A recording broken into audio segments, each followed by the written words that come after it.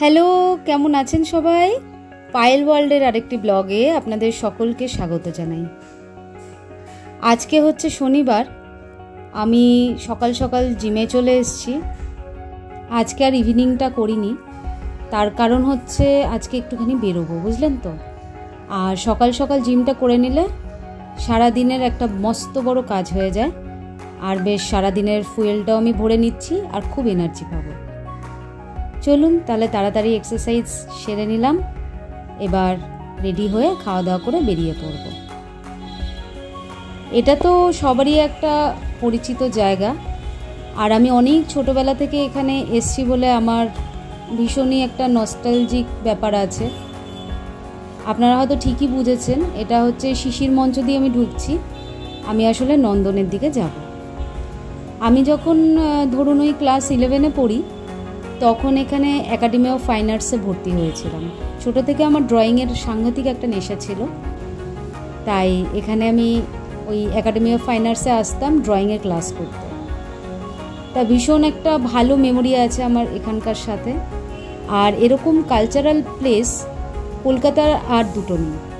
এখানে দীর্ঘক্ষণ বসে বসে আপনি আড্ডা দিতে পারবেন, এবং যদি সঙ্গে কেউ না থাকে একা একা বসে থাকতেও যেন ভীষণ ভালো লাগে।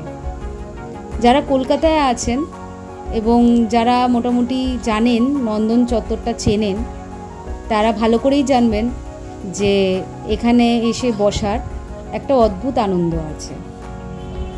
এখানে যেমন আপনার একাডেমি আছে যেখানে এক্সিবিশন হয়, সেখানটাও দেখতে খুব ভালো লাগে। ড্রয়িং এক্সিবিশন, নানান রকমের ড্রয়িং নিয়ে প্রত্যেকে তাদের এক্সিবিশনে সেই জায়গাটা যেখানে আর কি ড্রয়িংটা দেবে সেটা কিনে নেয় এবং এক্সিবিশন করে, এবং এখান থেকে সেল হয়। আমি বহুদিন এখানে এসেছি এবং আমার মায়ের সাথে বহুবার এসেছি, আমার ভীষণ ভালো লাগে। যাই হোক, আজকে আসলে আমার জিমের কয়েকটি মেয়ে আর আমার মা এসছে, ওদের সাথে আমি দেখা করতে এসেছি। বেসিক্যালি একটি মেয়ে আর কি, ও আমাদেরকে ইনভাইট করেছে, আমাদেরকে ট্রিট দেবে, তো ওই জন্য এসেছি। ওই যে ও হাত নাড়াচ্ছে, ওর সাথেই মেনলি আমরা সবাই দেখা করতে এসেছি। ওরা ওদিক থেকে এসছে আর আমি এদিক থেকে সন্তোষপুর থেকে গেছি। আর ওয়েদারটা এতক্ষণ তো ভীষণই গরম ছিল, সকাল থেকে এত মেঘ করেছে যেন মনে হচ্ছে বৃষ্টি হবে, কিন্তু এখন দেখছি একটু তাও হাওয়া দিচ্ছে। আর এই দেখুন কি বড় বড় কাঁঠাল। একাডেমিতে যতগুলো আম আর কাঁঠালের গাছ আছে, এত ফলন, ভীষণ ভালো ফলন হয়। গাছ ছোট কিন্তু আমে পুরো পরিপূর্ণ, এত সুন্দর। আর এখন মাঝখানের যে গেটটা আছে পেছনের দিকে আমরা যাব, এটা হচ্ছে পেছন দিকে মোহরকুঞ্জ। এটাও একটা পার্ক, খুব সুন্দর একটা পার্ক, এখানেও বসা যায়। তো মাঝখানে একটা গেট ছিল যেটা কিনা পেছনে আমাদের ফেমাস হরিদার চায়ের দোকান, ওই দিকটা আর কি যাওয়া যেত। এখন ওই গেটটা বন্ধ করে দেওয়াতে আমরা পেছন দিক দিয়েই ঘুরে যাচ্ছি।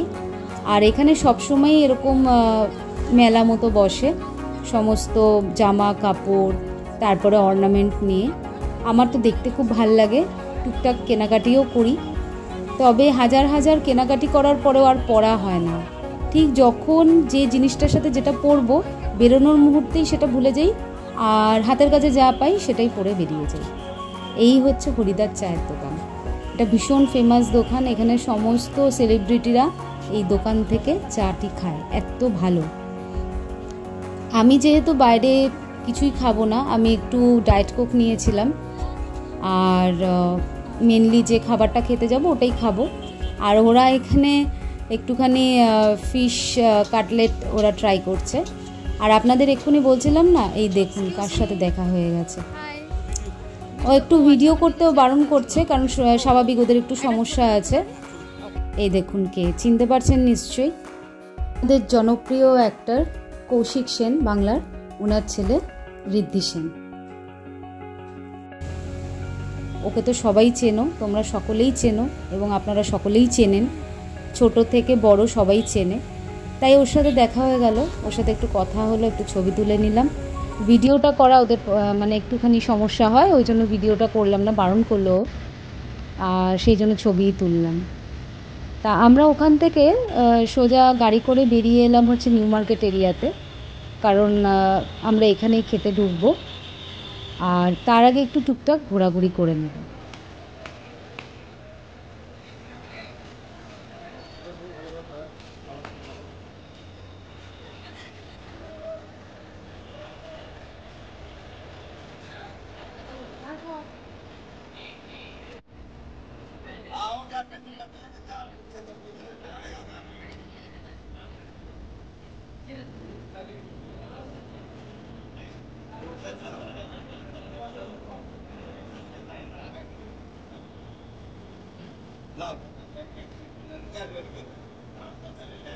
হগ মার্কেটের এই পেছন দিকটা যারা এখানে মোটামুটি যাতায়াত করেন তারা চেনেন।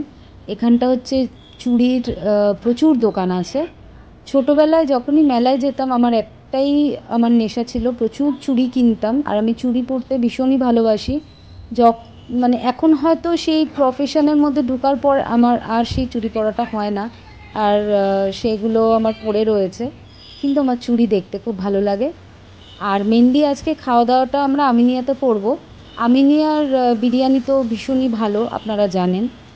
এখন জানি না সেটা কীরকম হয়েছে, অনেক দিন হলো আমিনিয়াতে খাইনি।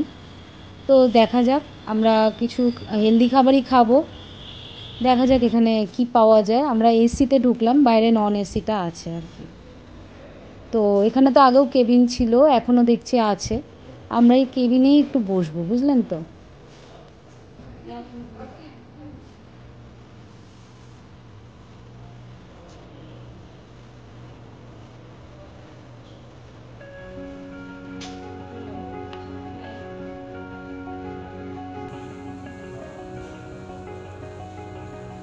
খাবারের অর্ডার আমরা দিয়ে দিয়েছি।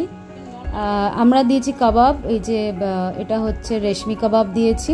একটু টেস্ট করে আমরা দেখছি, এরপর এটা ভালো হলে আরেকটা কাবাব অর্ডার দেব। আর এই আরেকটা নিরামিষ প্লেট অর্ডার দেওয়া হয়েছে। আরেকজন দিদি আছেন, উনি পুরোই ভেজ খান, তো উনি ওই জন্য পনির বাটার মশলা আর বাটার নান নিয়েছেন। আর আমরা এই চিকেনটা আপাতত খাচ্ছি, এরপরে বিরিয়ানিটা আসবে। এই বিরিয়ানিটাও চলে এসছে, তবে ওরা মাটন বিরিয়ানি দিয়েছে। আমি বাইরের মাটনটা প্রেফার করি না, ঠিক আছে, ওদের যেটা পছন্দ ওরা খাক। আমি একটু রাইস আর আলু খাবো, আমি চিকেন যা খাওয়ার খেয়ে নিয়েছি। মাটনটা উনি দিয়েছেন আমাকে, কিন্তু আমি দেখছি, মানে যদি মনে হয় খাবো, নাহলে খাবো না আর কি। এমনি ঠিকই আছে, বা একটু আমি টেস্ট করে দেখি। হ্যাঁ, মোটামুটি টেস্ট আছে ভালোই, কিন্তু সেই আগের যে একটা আমিনিয়ার টেস্ট ছিল না, সেটা যেন কোথাও মিস করছি আমি আর কি, সেটা আমার ঠিক লাগলো না। আর এই একটুখানি আমি মুখে দিয়ে দেখলাম মাটনটা, মাটন আমি ওদের দিয়ে দিয়েছি, আমি ঠিক ভালো খেতে পারছিলাম না।